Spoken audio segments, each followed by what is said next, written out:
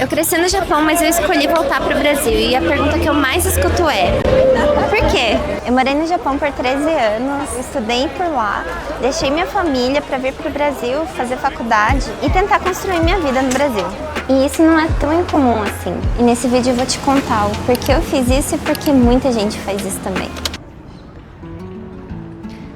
Tudo começou com os meus pais, porque eles se encontraram lá no Japão e junto com vários outros brasileiros, eles fizeram o que a gente conhece como os decassegues. Eles foram para o Japão buscando um emprego, tentar juntar um pouco de dinheiro e basicamente todo mundo que fez isso na época estava com o mesmo objetivo, que era poder ir para o Japão, ficar uns 2, 3 anos e voltar para o Brasil. E com isso você tem muitos brasileiros que acabaram fazendo a mesma coisa e foram para lá. E você tinha tipo cidades que eram hubs de estrangeiros, principalmente brasileiros, que trabalhavam em fábrica, porque basicamente era esse o trabalho que você tinha quando você ia para o Japão. Então acabou que você tinha cidades com comunidades brasileiras muito bem formadas, que foi o caso da onde eu cresci. Eles são muito fofos. Em Oizumi é como se você tivesse um pedacinho do Brasil, só que dentro do Japão. Então, por exemplo, eu sempre estudei em escola brasileira, a gente tinha padaria, a gente tinha mercado, açougue, pizzaria, churrascaria. Bom, tudo que você precisa para se sentir no Brasil. Tudo que você precisa para se sentir no Brasil, né? Tipo, eu só listando comida, tá ligado? E por conta disso, você tem muitas pessoas que cresceram lá igual eu, porém não sabem falar, tipo, nada de japonês, sabe? Porque você tá tão inserido dentro da comunidade brasileira que às vezes você só esquece que, tipo, existem outras pessoas além daquilo e aí o japonês que você sabe, o que você entende é o básico do básico do básico para você sobreviver. Além de que você também tem muitas facilidades, por exemplo, tradutores. Eu sei que já tá escurecendo, mas a gente tem que ir até Liberdade, mas a gente pode tomar um café rapidinho?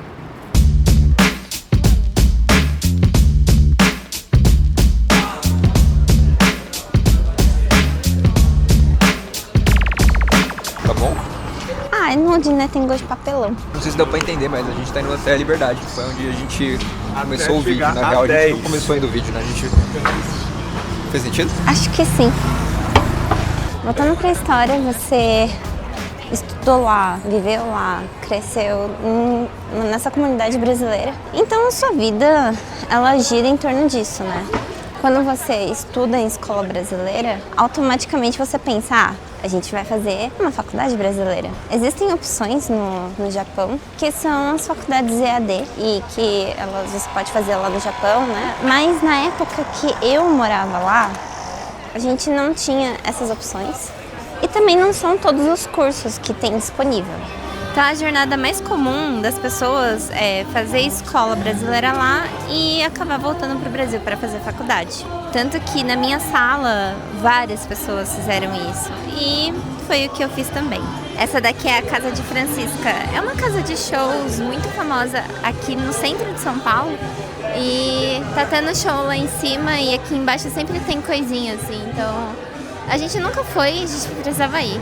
E, é claro, não é obrigatório. Você tem, por exemplo, casos de pessoas que fizeram faculdade não só no Japão, mas também fora do Japão, em outros locais do mundo, né? Meu Deus, o carro! Eu tenho um amigo da escola que ele acabou fazendo faculdade no Japão e a irmã dele fez faculdade na Austrália, que também é um lugar que vai muito brasileiro. Desse povo que tá ali nessa comunidade brasileira, às vezes eles acabam não querendo voltar para o Brasil, mas sim ir para outros locais do mundo, sabe? E a Austrália é um lugar que tem já também a mesma coisa, muito brasileiro, uma comunidade gigantesca de brasileiro, e eu acho que fica mais fácil, né? Porque, querendo ou não, em inglês, acho que é mais fácil de você aprender do que japonês. Um pouquinho mais fácil. Ah, um pouquinho. Então, por que não fazer uma escola japonesa? Uma pergunta. Boa pergunta, hein? Caraca, velho. A catedral tá muito bonita, vai ser esse solzinho batendo nela. Então quase chegando na Liberdade. O que acontece muito, principalmente com pais que são estrangeiros e colocam as crianças em escola japonesa, é que existe uma coisa muito forte de não sei falar isso. Desculturalização, obrigada. Não existe essa palavra, mas... Não, mas basicamente você acaba virando japonês, certo? Porque você tá ali numa imersão tão grande da cultura japonesa e de costumes japoneses, e para você conseguir também se adequar, ó, cuidado aí, ó. Esses daí pega. Eu acho que não deu pra ver, né? Mas a pessoa foi... Provavelmente eles já tinham acabado de assaltar alguém, né? Então segurança não é um ponto a levar em consideração quando você volta pro Brasil. Não mesmo. Na verdade, é a falta dela que você precisa considerar. Principalmente para elas se encaixarem dentro da comunidade japonesa, elas precisam parecer japoneses, né? Você acha que eu pareço japonesa? Não. Exato. Me coloca do lado de um japonês. Eu não sou japonesa. O meu jeito não é de japonês, o jeito que eu falo não é de japonês, o jeito que eu ando não é de japonês, sabe? O jeito que eu me visto também. Gostou do meu lookinho hoje? Qual um look meio assim? Meio japandi.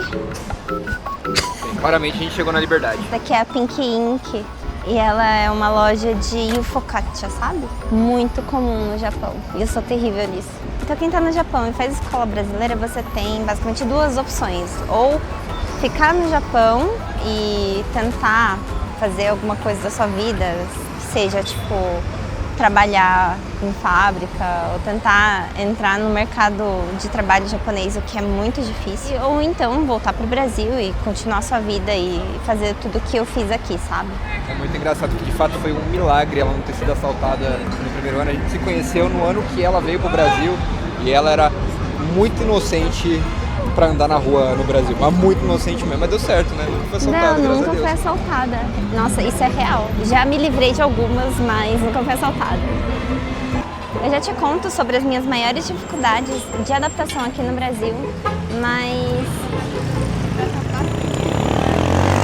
E como também esse cenário ele já mudou um pouco, principalmente hoje com a minha irmã, que tá vai fazer 18 no final desse mês, meu Deus do céu. Só que antes eu quero te mostrar as coisas que eu mais sinto falta do Japão.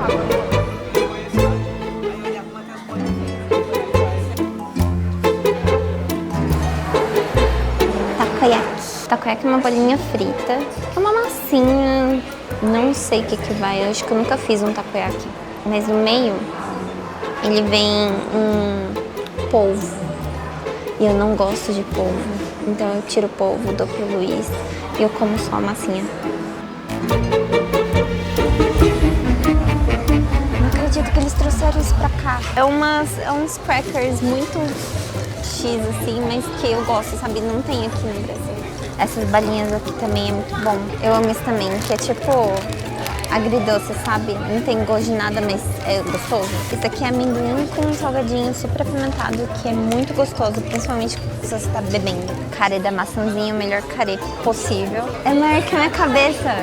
É desse que eu vou pegar, mas não é esse tamanho, né? Que é R$125. Todos os chocolates japoneses são os melhores chocolates.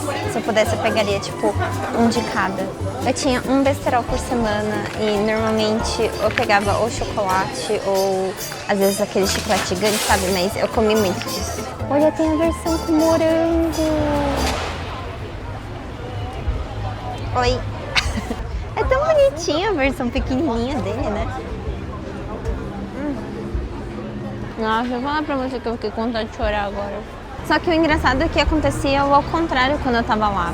Por exemplo, eu amava ler gibi da Turma da Mônica. E sempre tinha propaganda no meio. Por exemplo, traquinas. E eu sempre sonhei em comer traquinas e não tinha traquinas no Japão. E eu fui comer traquinas com 16 anos. A minha adaptação, na verdade, não foi super difícil aqui no Brasil.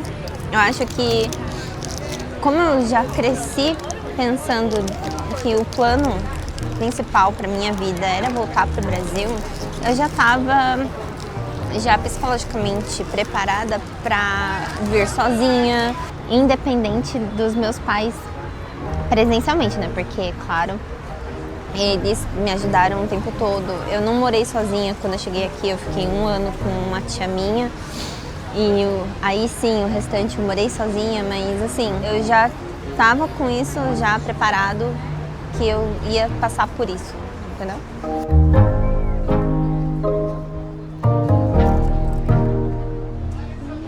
O chocolate é muito bom, é muito perfeito.